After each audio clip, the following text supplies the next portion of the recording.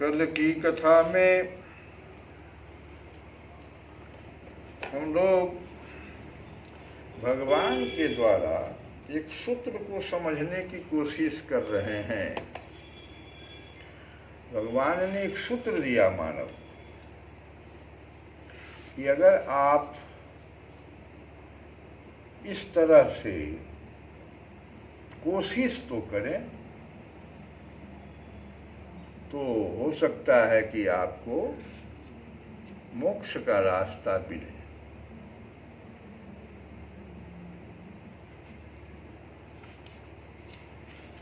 तो वो बातें जो है हम लोग आज फिर से समझने की कोशिश करें।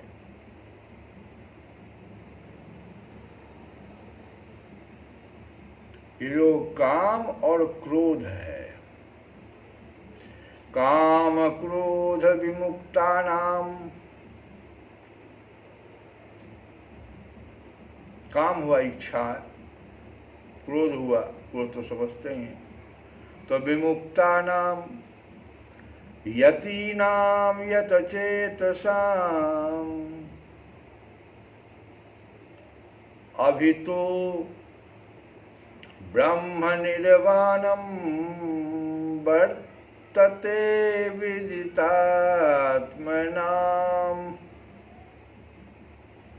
जो क्रोध तथा समस्त भौतिक इच्छाओं से रहित है, जो स्वरूप सिद्ध है। स्वरूप सिद्ध की व्याख्या पहले भी किए हैं। स्वरूप सिद्ध मतलब हुआ कि कृष्ण भावना भावित हो जाना, आत्मा का साक्षात्कार करने की कोशिश, किसी का अनिष्ट न सोचना, मन वाणी और जितनी भी इंद्रियां उससे किसी को कष्ट न देना।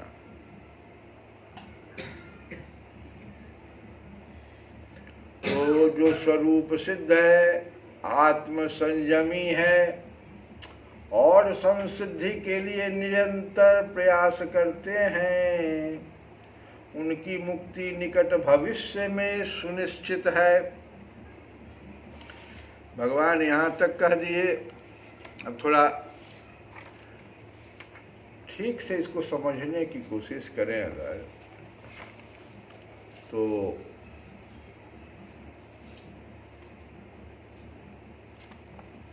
हम देखेंगे कि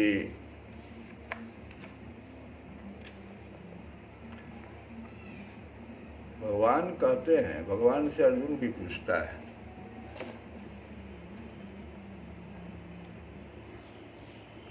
कहता है कि भगवान के चरण कमलों की शरण क्यों नहीं ग्रहण करते? कौन? अर्जुन पूछ रहा है। जब इसको समझेंगे तो उसको भी समझेंगे।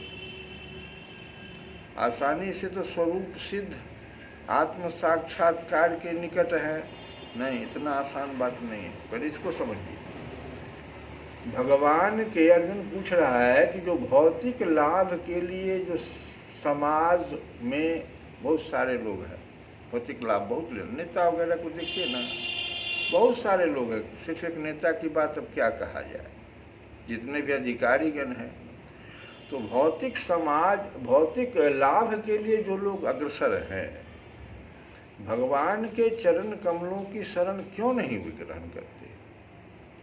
वो उसको आध्यात्मिक नहीं चाहिए। तो भगवत गीता में भगवान उत्तर दे रहे हैं अर्जुन को कि नो माम दुष्कृत नो मूढ़ा। बहुत सुंदर बात। दुष्कृत नो, दुष्कृत न कहते हैं दुष्ट जन। और दुष्ट की व्याख्या रामचरितमानस से ज्यादा सुंदर कहीं नहीं है। तुलसी बाबा जो है शुरू करते हैं रामचरितमानस को, जरूर अर्थ सहित पढ़िएगा, तो वंदना करते हैं दुष्टों का कि हम कथा करने जा रहे हैं। तो उसी दुष्ट की बात भगवान करे, जिसको तुलसी बाबा ने रामचरितमानस में दुष्ट कहा, उसी के बारे में कहा। नो माम दुष्कृत नो मूढ़ा प्रपद्यन्ते नराधमा। प्रपद्य मत होता है शरण ग्रहण करते हैं, ये जो दुष्ट जन है नहीं करते। नराधमा, नराधमा अधम, नरु में भी अधम, ऐसे लोग मेरी शरण ग्रहण नहीं करना चाहते। क्यों? माया पहित ज्ञाना, माया, माया के द्वारा अपहृत, चुराए गए ज्ञान वाले ये लोग हैं। क्यों नहीं करते हैं? क्योंकि इन लोगों के पास बहुत ज्ञान है, लेकिन कैसा ज्ञान है? माया के द्वारा चुराया गया ज्ञान। सब बात में कुछ शास्त्र की बात रख तो देंगे और लोगों को अपने और आकृष्ट करने की कोशिश करेंगे, लेकिन उनको अपना लाभ चाहिए। यही हुआ माया के द्वारा चुराया गया ज्ञान। आसुरम भावमाश्रिता, पूरा अर्थ क्या है कि जो निपट मूर्ख है, मूढ़ा जो कहे मूढ़ा, दुष्कृतनो मूढ़ा, मूढ़ा मने निपट मूर्ख हैं, जो मनुष्यों में अधम हैं, जिनका ज्ञान माया द्वारा हर लिया गया है, तथा जो असुरों की नास्तिक प्रकृति को धारण करने वाले। असुर की भी व्याख्या बहुत सुंदर है। माँ नहीं मातु, पिता नहीं देवा, संतन से करवा वही सेवा। ये सारे असुर हैं। तो जो असुरों की नास्तिक प्रकृति को धारण करने वाले हैं, ऐसे दुष्ट मेरी शरण ग्रहण नहीं करते। भगवान स्पष्ट घोषणा कर दिए। भले ही सारे शास्त्र तथा आचार्य उन्हें उपदेश क्यों नहीं दे दे, ब्रह्मा जी ही आकर के क्यों नहीं उनको उपदेश दे ना। अब यहाँ दुष्टजन जो है, दुष्कृत ना, इसकी भी 4 श्रेणियां बताई गई है गीता। सभी की व्याख्या नहीं। पहला है जो मूढ़ है, दुष्ट, ऐसा दुष्टजन जो मूढ़ है, मूर्ख, निपट मूर्ख। दूसरा है जो अधम व्यक्ति है। तीसरा है, इसको नराधम यहां पर भगवान कहे, माया अपहृत ज्ञान, अर्थात भ्रमित मनोधर्मी। भ्रमित है, भ्रमित मनोधर्मी, मन में जो है वही मेरा सही है, बाकी कुछ सही नहीं है। मनोधर्मी, भ्रमित मनोधर्मी, शास्त्र नहीं मानते हो, इसको कहते हैं माया अपहृत ज्ञान। और चौथा है आसुरम भावम आश्रिता, आसुरी सिद्धांत को मानने वाले। 4 प्रकार के दुष्ट होते हैं, दुष्प्रवृत्त ना। और ये चारों जो हैं भगवान की शरण में नहीं जाएंगे। अब खाली मूढ़ की व्याख्या करते हैं, क्योंकि ज्यादातर लोग इसमें आते हैं। मूढ़ उन्हें कहते हैं जो कठिन श्रम करने वाले भारवाही पशुओं की भांति निपट मूर्ख हैं। कठिन श्रम करने वाले भारवाही पशु समझते ही होंगे धोबियों के पास रहता है, वे अपने श्रम का लाभ स्वयं उठाना चाहते हैं। ऐसे लोग, भारवाही पशु मतलब गधा होता है, तो कभी कभी गधा टाइप का जो मनुष्य हो कविता करता है और दर्शन भी बघाड़ता है, किंतु उसके सुनने से लोगों की शांति भंग होती है, जैसे गधा के रेखने से होता है। वह यह नहीं जानते कि वे किसके लिए कर्म करते हैं। अक्सरहां कहा करते हैं कि उनके पास अवकाश कहाँ है कि वे जीव की अमरता के विषय में सोचें। जीव अमर है, इसके बारे में सोचने का उनके पास समय कहाँ है। समझ गए? तो ऐसे लोग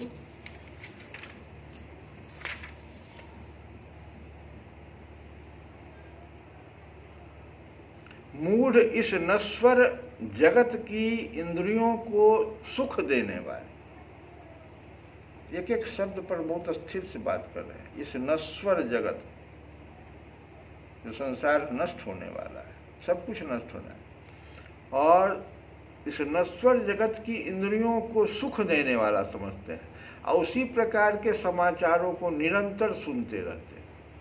किंतु संसार को गतिशील बनाने वाली जो शाश्वत शक्ति है, जिसको प्राण भी कहते हैं, के विषय में सुनने में तनिक भी समय नहीं देना चाहते। तो ये मूढ़, ऐसे लोगों को मूढ़ भगवान ने कहा। और उसमें भी अगर दुष्ट हो जाए, दुष्ट की परिभाषा तो रामचरितमानस में, कि हजारों कान से वो सुनना चाहते हैं कि कैसे इसका हित हो जाए, एक कान नहीं। दूसरी बात जो कल भगवान कह रहे थे कि श्रद्धा के बारे में थोड़ी सी चर्चा भगवान ने किया था। तो ये श्रद्धा के बारे में हमने कहा था कि श्रद्धा भी 3 प्रकार का होता है। अर्जुन को भगवान समझा रहे हैं। त्रिविधा भवति श्रद्धा देहिनां सा स्वभावजा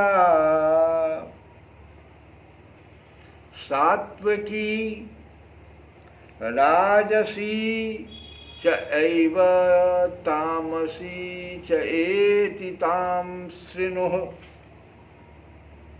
शरीर धारण करने वाले सभी मनुष्यों की श्रद्धा उसके प्रकृति गुणों के अनुसार। अब यहाँ फिर प्रकृति शब्द आ गई, फिर प्रकृति की व्याख्या चाहिए। प्रकृति गुणों के अनुसार श्रद्धा उत्पन्न हो जाती है। और ये प्रकृति, ब्रह्मा जी जब रचना करने लगे तो सबसे पहले प्राकृति रचना शुरू किए उन्होंने। क्षितिजल पावक गगन समीरा, ये इसी से ना बना, प्रकृति इसी से निर्माण हुआ। और इस 5 को तो मनुष्य आज जो है ना, पॉल्यूशन जो कहते हैं जिसको हम, समाप्त करने पर लगा हुआ है। आज एक बाबा कह रहे थे कि जय गुरुदेव महाराज, कि मांसाहारी लोग जो रक्त गिराते हैं पृथ्वी पर, तो वो रक्त का होता क्या है? वो वायुमंडल में जो हवा है उसको दूषित कर रहा है सड़ने से। वो नाले के द्वारा अगर हमारे जल में चला गया तो जल को विषाक्त कर रहा है।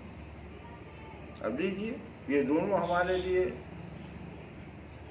कितना जरूरी है। शरीर के शास्त्र से, बायोलॉजी से भी देखें अगर तो जल हमारे पूरे शरीर का, इस पृथ्वी पर भी तो 2/3 भाग जल है, हमारे शरीर में भी तो वही स्थिति है। लगभग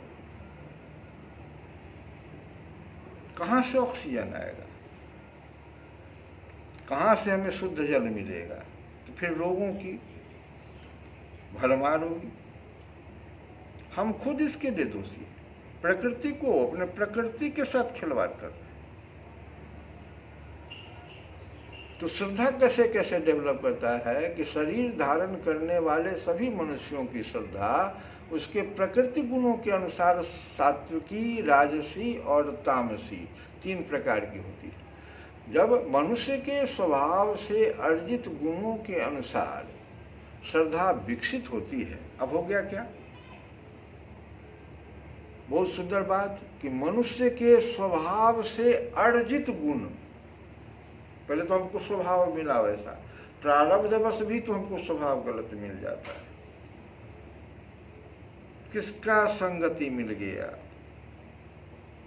सत्संग अगर मिल गया तो वैसा ही स्वभाव बन जाएगा। नारद जी की कथा, उनकी माता दासी थी, वो जो संत समाज आते थे उनका बर्तन वगैरह धोया करती थी। नारद जी छोटे थे, नारद जी को वो संत समाज की कथा बचपन से ही प्राप्त होने लगी। माता जी को सर्प ने डस लिया, नारद जी को फिर संत जी का समागम हो गया, वो साथ ले लिए और देखो नारद जी बन गए। वो कथा एक अलग है।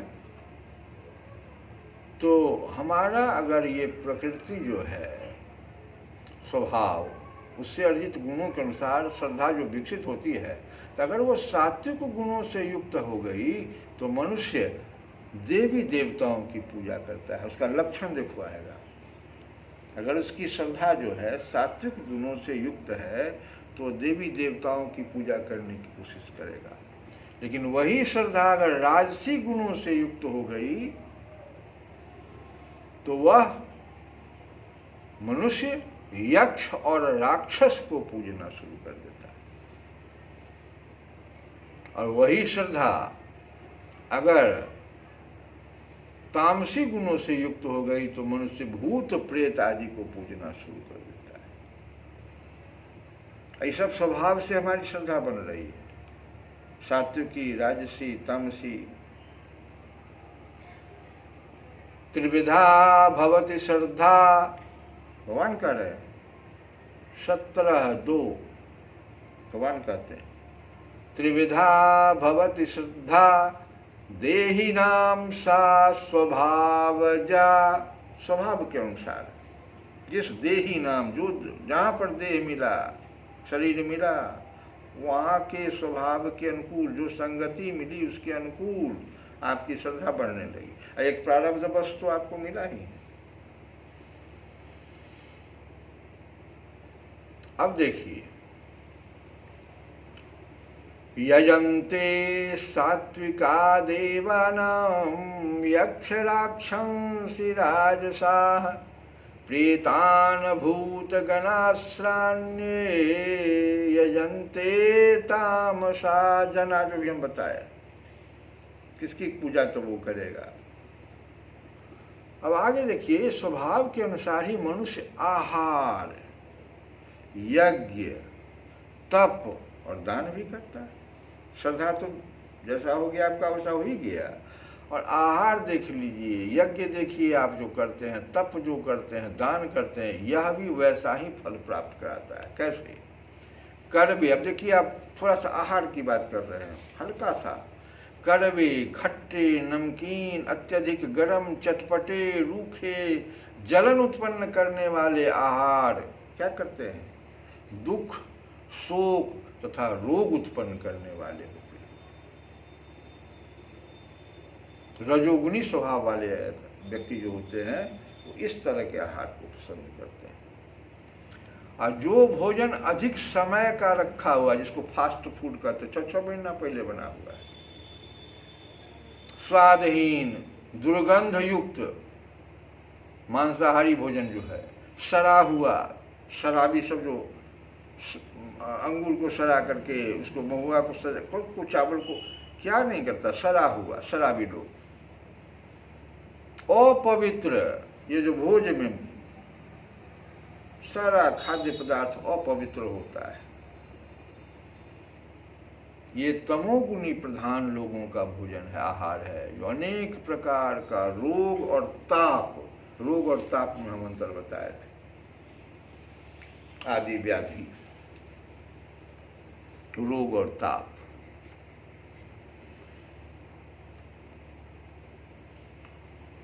तो हम अगर इस श्रद्धा को थोड़ा सा समझ गए अगर, और आहार समझ गए, इसी के जैसा तुम्हारा तप और दान भी अलग अलग, जैसे सात्विक लोगों का तप, सात्विक लोगों का जो है दान, तामसी लोगों का दान, सब अलग अलग प्रकार से सबकी व्याख्या है। तो अगर इसको थोड़ा समझें तब हम स्वरूप सिद्ध वाली बात जो भगवान या आत्म साक्षात्कार के पथ पर चलने योग्य हो सकते हैं। जैसे वायुयान के बारे में कहा कि जब पृथ्वी पर एक खास वेग पकड़ लेगा तब उड़ने लायक होगा।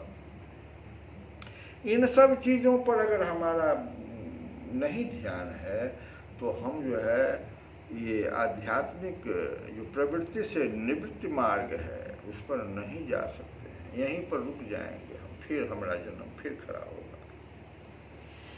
और ये सारी बातें हैं, तो एक बहुत अच्छी कथा भी आज जो है उसमें कह रहे थे रामकृष्ण परमहंस का।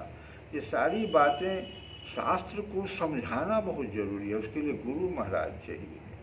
रामकृष्ण परमहंस की बात जो है आज हमने भी सुना, बहुत अच्छा लगा कि इनका एक था रोज का जो है सो एक कार्य था कि माता जी के पास जाकर के खीर बना के ले जाते हैं, माता जी को अपने हाथ से खिलाते थे, माता जी खा लेती थी।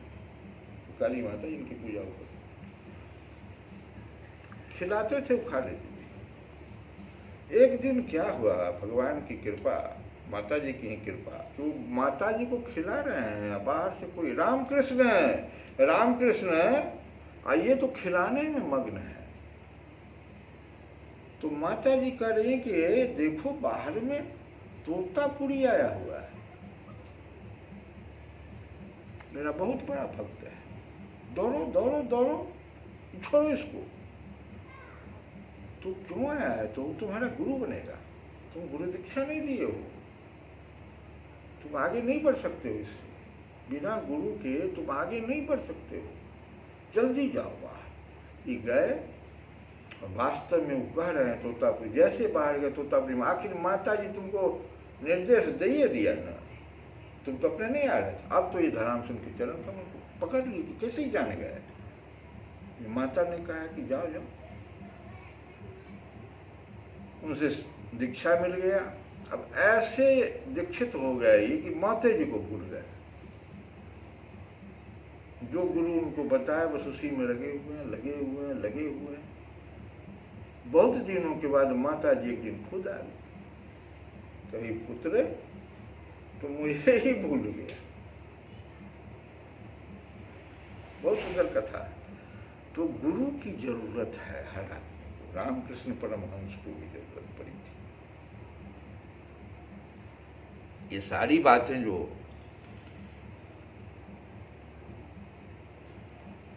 जब तक कोई गुरु नहीं बताएगा, जैसे तप के बारे में ही हम कहे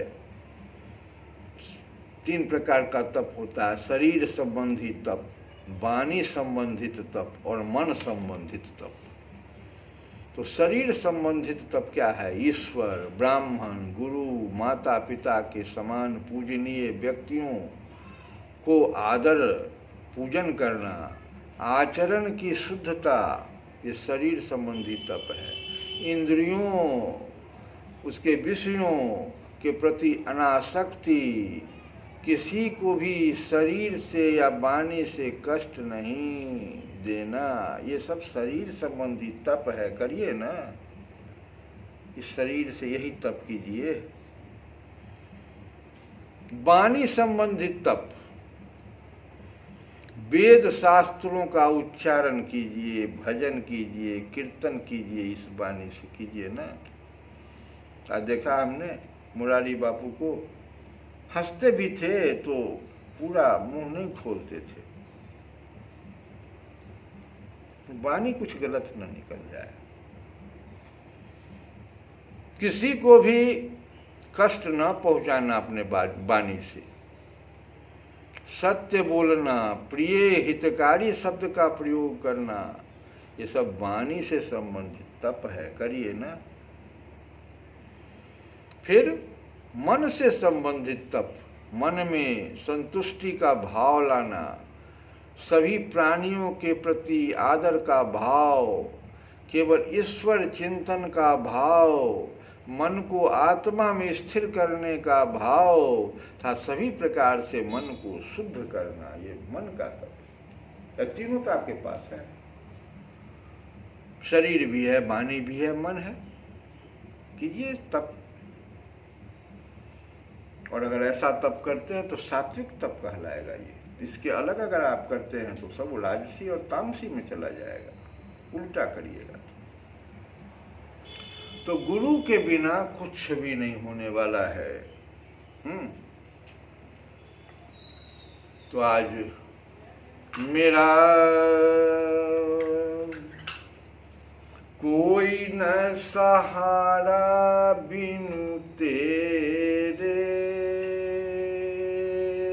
मेरा कोई न सहारा बिनु तेरे, गुरुदेव सवरिया मेरे, मेरा कोई न सहारा बिनु तेरे, गुरुदेव सवरिया मेरे। तेरे बिना मेरा है कौन यहाँ, तेरे बिना मेरा है कौन यहाँ, प्रभु तुम्हें छोड़ मैं जाऊँ कहाँ, प्रभु तुम्हें छोड़ मैं जाऊँ कहाँ। मैं तो आन पड़ा हूँ दर तेरे, गुरुदेव सवरिया मेरे, गुरुदेव सवरिया मेरे, मैं तो आन पड़ा हूँ दर तेरे। गुरुदेव सवरिया मेरे, मेरा कोई न सहारा बिनु तेरे। गुरुदेव सवरिया मेरे, प्रभु आ जाओ, प्रभु आ जाओ, प्रभु आ जाओ, प्रभु आ जाओ। अब और न मुझको तरसाओ, अब और न मुझको तरसाओ। काटो, अरे काटो जन्म मरण के फेरे, काटो जन्म मरण के फेरे। खूब भाव से कहो इसी लाइन को। काटो जन्म मरण के फेरे, गुरुदेव सवरिया मेरे। काटो जन्म मरण के फेरे, गुरुदेव सवरिया मेरे। गुरुदेव सवरिया मेरे। श्री कृष्ण गोविंद हरे मुरारे, हे नाथ नारायण।